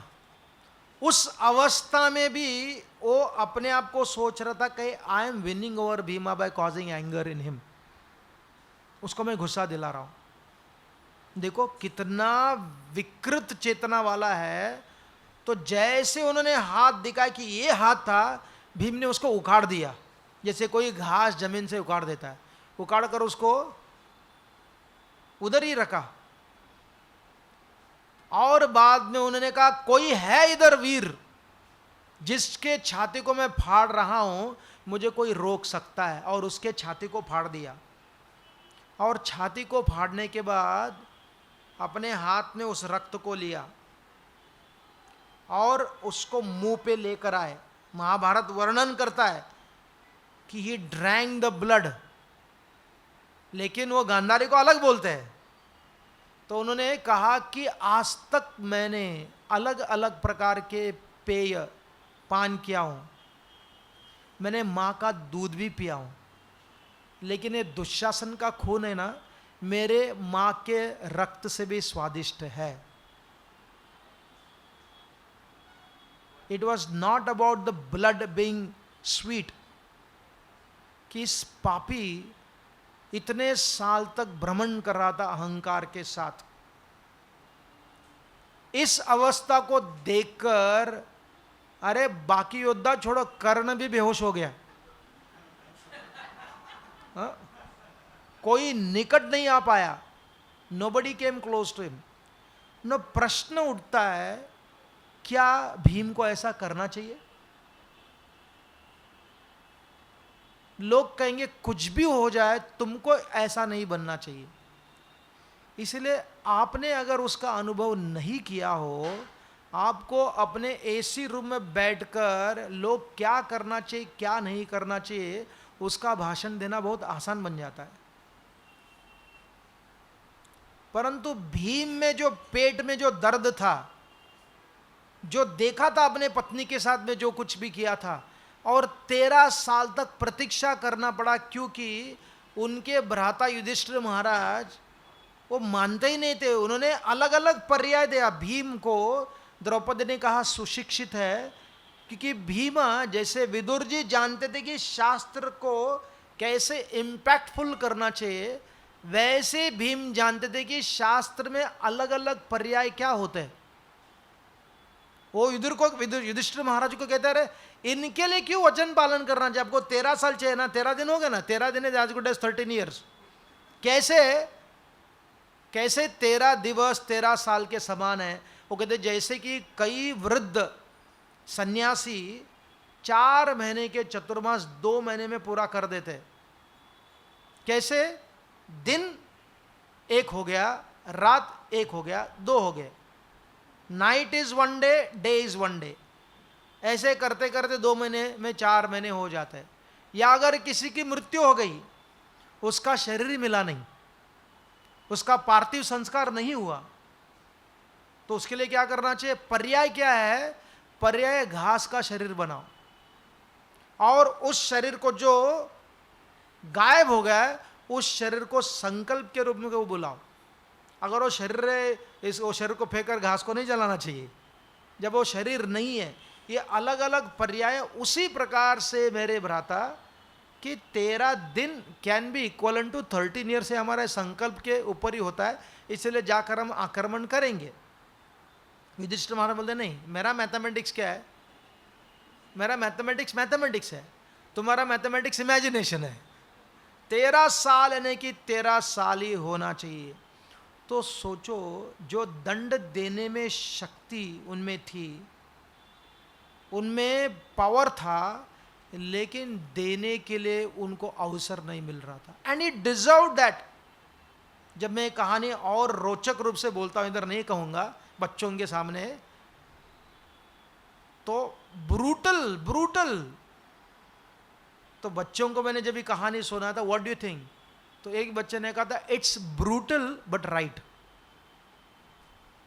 देखो, it's a brutal but right, क्योंकि दुशासन को समझना चाहिए था। द्रौपदी ने कहा था कि मेरे पति भीम अगर किसी को दंड देते, दंड देने पर भी शांत नहीं होते। He is not Narasimhadeva. जब नरसिंहदेव ने हिरण्यकशिपु का वध किया, देवतागण भी शांत नहीं कर पाए, स्वयं लक्ष्मी शांत नहीं कर पाई, तो प्रहलाद को आगे किया। तो प्रहलाद को आगे करने के उपरांत तो शांत हो गए। उसी प्रकार से भीम वैसे बन गए थे। परंतु वही भीम, आप मानोगे नहीं, इतने मुग्ध जब उन्होंने द्रौपदी का हस्त को देखा, कीचक के प्रसंग में उसके हस्त चंदन घिसकर, किसके लिए चंदन घिस रही थी? वो सुदिष्णा के लिए घिस रही थी। वो कोई महारानी नहीं थी, वो एक साधारण प्रांत की रानी थी, और द्रौपदी साम्राज्ञी थी, चक्रवर्ती सम्राट की पत्नी थी, लेकिन वो चंदन घिस रही थी एक दासी के रूप में। उसके चंदन घिसने वाले हाथ को देखकर भीम बच्चे जैसे रोने लगते हैं। ही क्राइज लाइक अ बेबी। आपको लगेगा अरे अपना पत्नी के लिए तो रोता ही है, जैसे कोई शेर होता है अपने बच्चों के लिए शेर प्रेम दिखाता है, तो उसमें क्या बड़ी बात हो गई? बड़ी बात है। और एक प्रसंग से, ये प्रसंग कौन सा है? शांति का प्रस्ताव चल रहा है। अलग अलग प्रकार से कृष्ण चर्चा कर रहे, अलग अलग अपना मत दे रहे। युधिष्ठिर ने अपने मत दिया, फिर भीम मत देने लगे। भीम ने कहा, कृष्ण आप शांति दूत बनकर जा रहे हो, मेरा आपके सामने एक प्रस्ताव है। जब आप जाओगे शांति दूत बनकर, आप जानते हो, हम सब जानते हैं कि दुर्योधन बहुत अहंकारी है, इसलिए आप उसको इसके ऐसे बात करो जैसे कि उसके क्रोध को फिर से बढ़ाओ मत, उसका अपमान मत करो, उसकी निंदा मत करो, उसे प्रयास करो, प्रेम से समझाओ, स्नेह से समझाओ, हमें केवल 5 गांव चाहिए।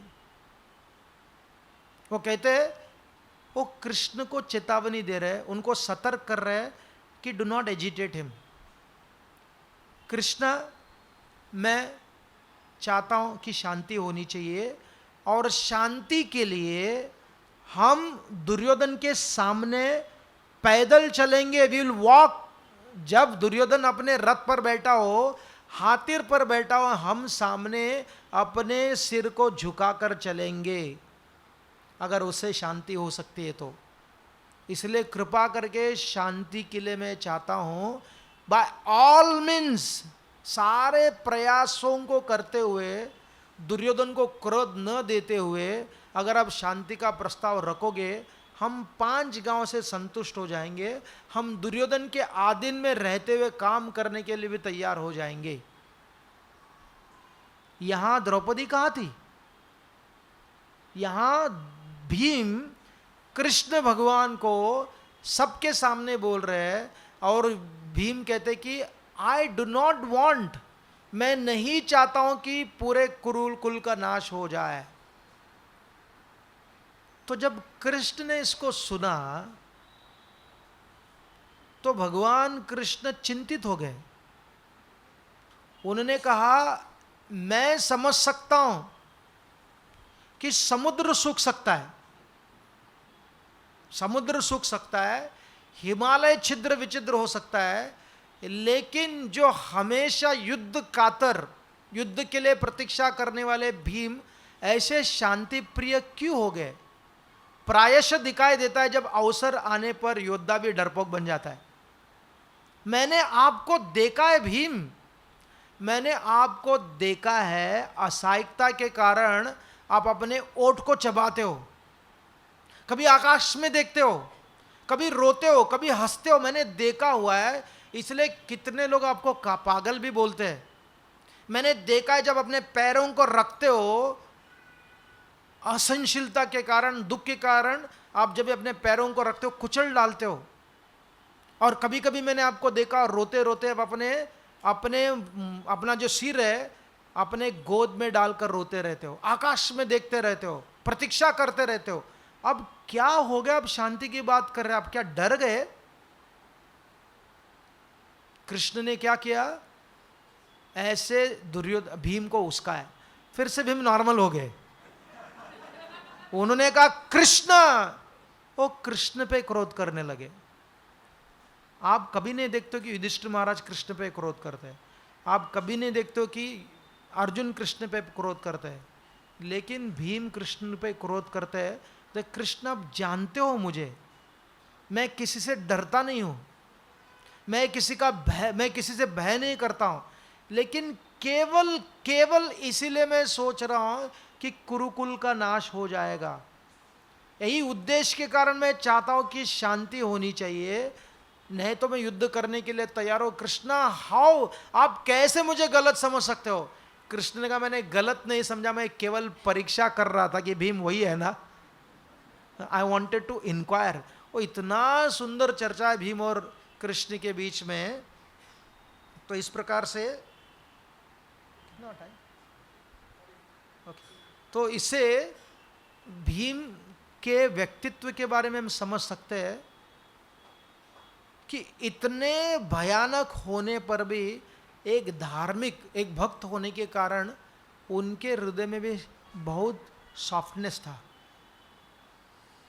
द्रौपदी के साथ में किया, यहां दुर्योधन के प्रति आपको आश्चर्य होगा। और कृष्ण ने प्रयास किया, उनको उत्तेजित करने के लिए भीम ने अपने मत को नहीं बदला, उत्तेजित हो गए, अपने मत को नहीं बदला, उत्तेजित कृष्ण के विरुद्ध हुए लेकिन मत को नहीं बदला।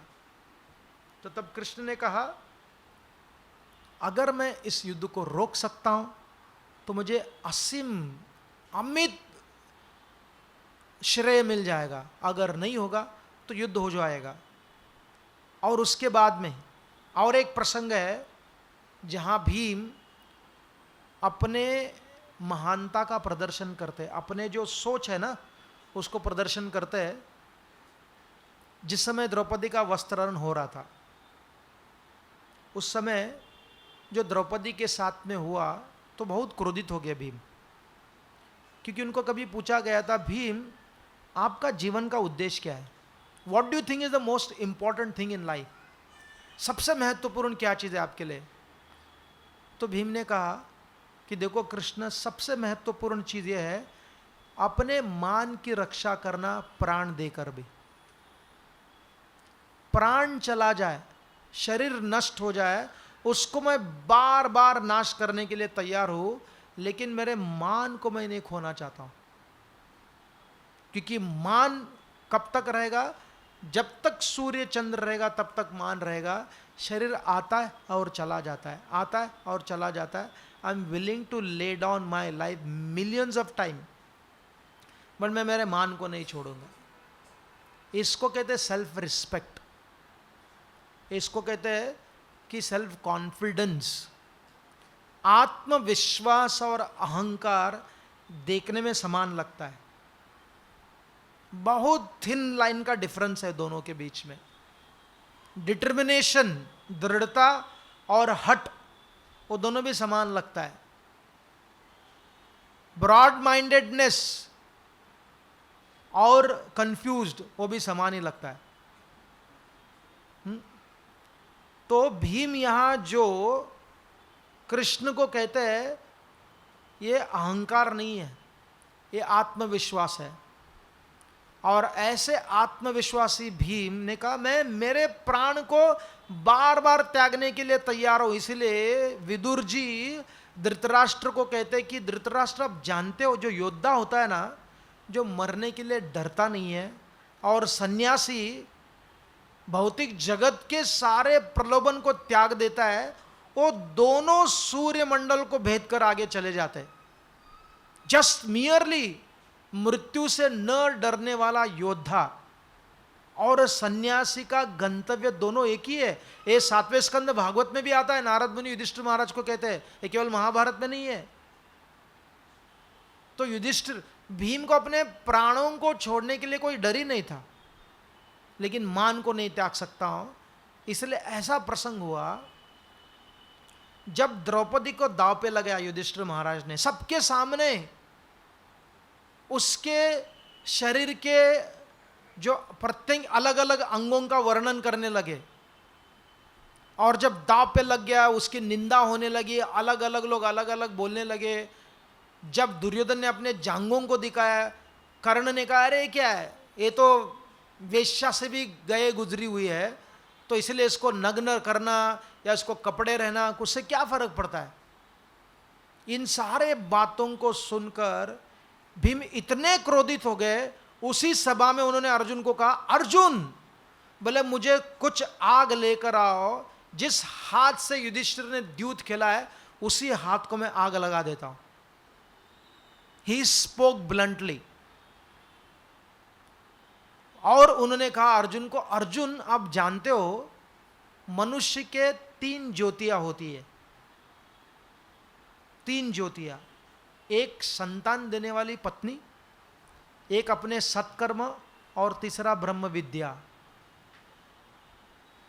संतान देने वाली पत्नी लेगेसी को देती है, और सत्कर्म करने से हमें यहाँ से ऊपर, यानी कि डिवोशनल सर्विस कहो, कर्मकांड कहो, भक्ति कर्मकांड से आगे है, लेकिन पायटी सत्कर्म की बात करते हैं, और ब्रह्म विद्या। ये 3 ही ज्योति है, लेकिन हमारी एक ज्योति बुझ गई, क्योंकि हमने इन दुष्टों को द्रौपदी को स्पर्श करने दिया।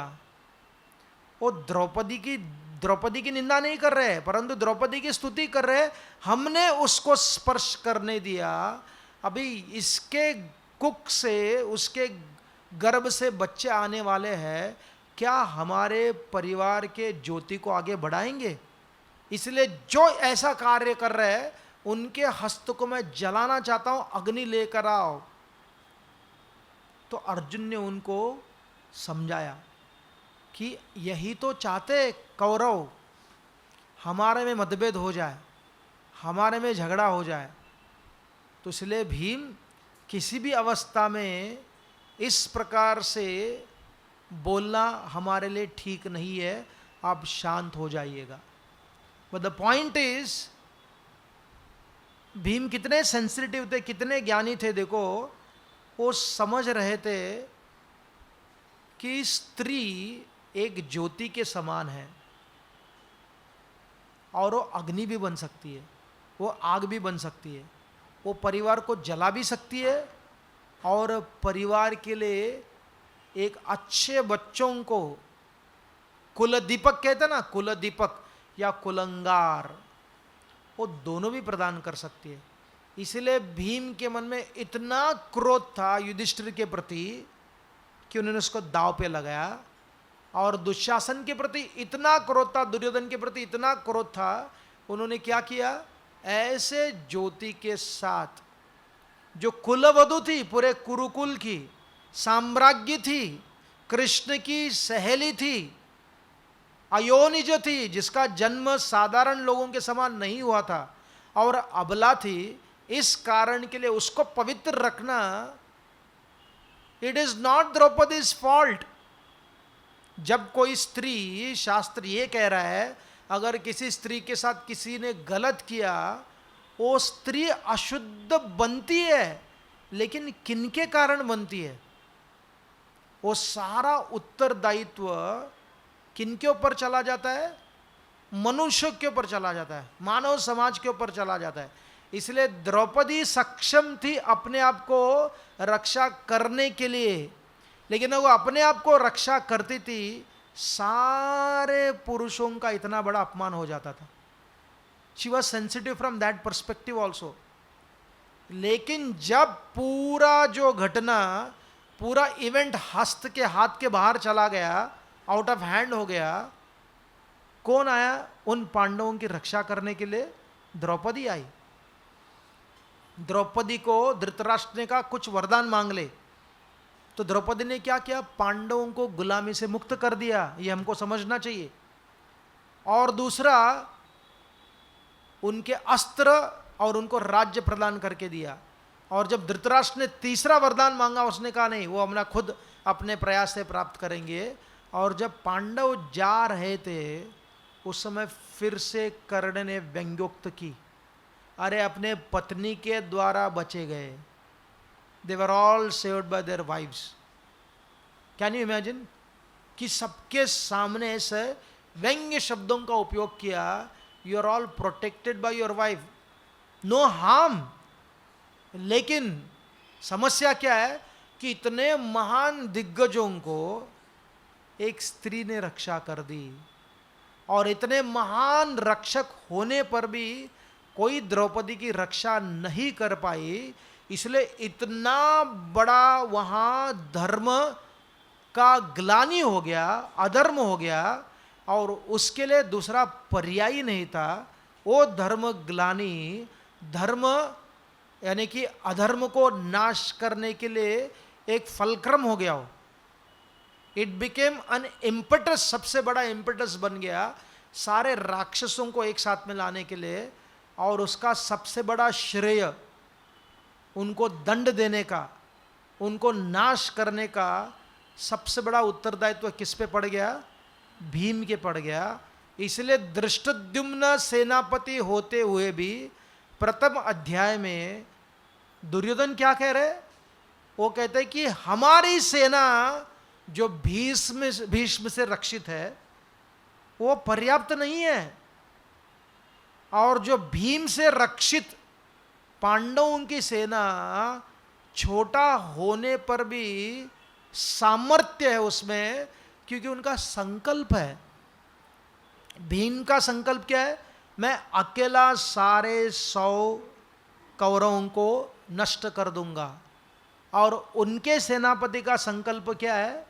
भीष्म हो, द्रोण हो या कर्ण, इनका संकल्प क्या है? हम पांडवों को नहीं मारेंगे।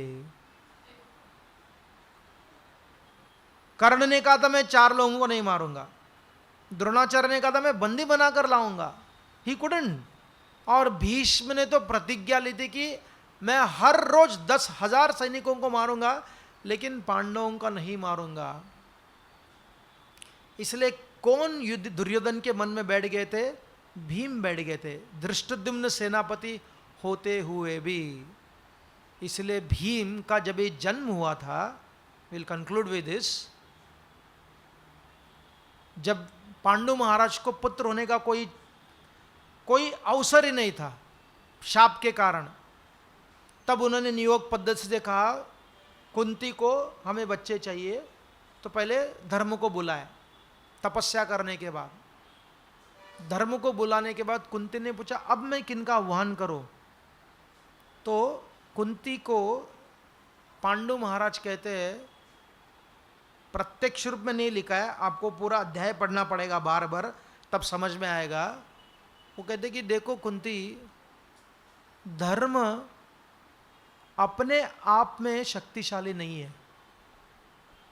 धर्म does not have a stability. धर्म अपने आप खड़ा नहीं हो सकता जब तक कोई उसको खड़ा नहीं करता।